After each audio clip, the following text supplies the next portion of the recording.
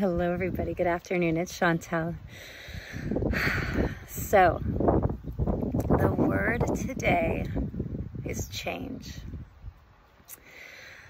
I am surprised that this word has not come in before, mostly because I wake up to it every day. So it was inevitable. Every morning I wake up to the song "A Change Is Gonna Come" by Sam Cooke, the Leela James version. It's beautiful. If you haven't heard it before, I highly recommend it. So I am surprised that it took a second to come through, but it came through this morning. And as always, after sitting with it a while, contemplating, being quiet with it, I did some bibliomancy. I went to the bookshelf. I opened up to a random page, and all over that page is change, change, change, change. So I'll read that to you in a little bit. It's from A Course in Miracles. So that's where we'll read from today. So change. A couple things. First, I considered the phraseology. How do we use this word in a sentence, right? So it could be, I am changing. I am changing. It could be, I have changed. It could even be something like, I be the change, right? Be the change you wish to see in the world. Or even more embodied, I am the change, right? More philosophical, perhaps.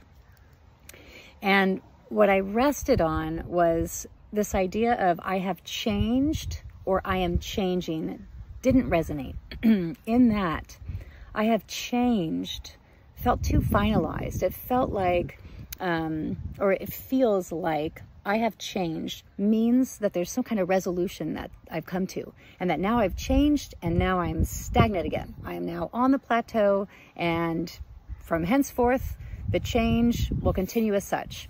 It's too limiting.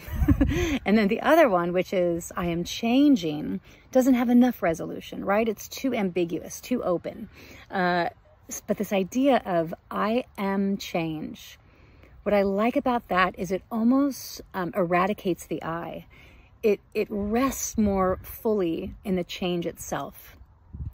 It embodies the change itself instead of focusing on the time period or where the person is in relation to the change.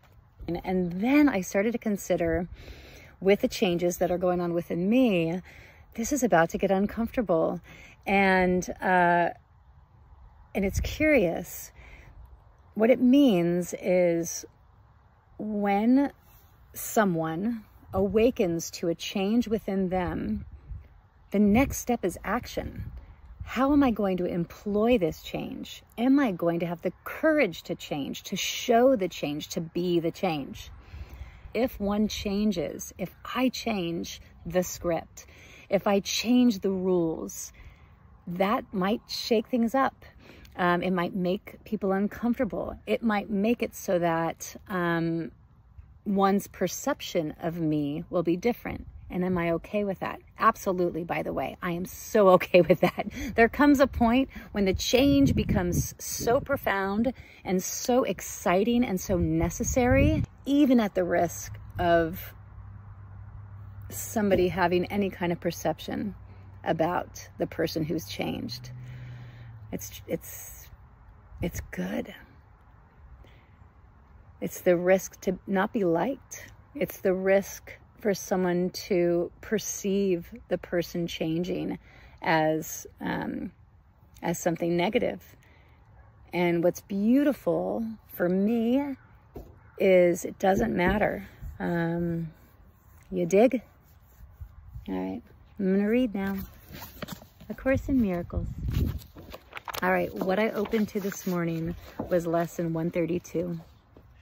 I lose the world from all I thought it was. What keeps the world in chains but your beliefs? And what can save the world except yourself? Belief is powerful indeed. The thoughts you hold are mighty, and illusions are as strong in their effects as is the truth. A madman thinks the world he sees is real and does not doubt it, nor can he be swayed by questioning his thoughts' effects. It is but when their source is raised to question that the hope of freedom comes to him at last. Yet is salvation easily achieved, for anyone is free to change his mind, and all his thoughts can change with it. Now the source of thought has shifted, for to change your mind means you have changed the source of all ideas you think, or ever thought, or yet will think. You free the past from what you thought before. You free the future from all ancient thoughts of seeking what you do not want to find. The present now remains the only time. Here in the present is the world set free. For as you let the past be lifted and release the future from your ancient fears, you find escape and give it to the world. You have enslaved the world with all your fears, your doubts and miseries, your pain and tears, and all your sorrows. Press on it and keep the world a prisoner to your beliefs. Death strikes it everywhere because you hold the bitter thoughts of death within your mind. The world is nothing in itself. Your mind must give it meaning, and what you behold upon it are your wishes, acted out so you can look on them and think them real. There is no world apart from what you wish, and herein lies your ultimate release. Change but your mind on what you want to see, and all the world must change accordingly. Have a peace-filled day. Bye.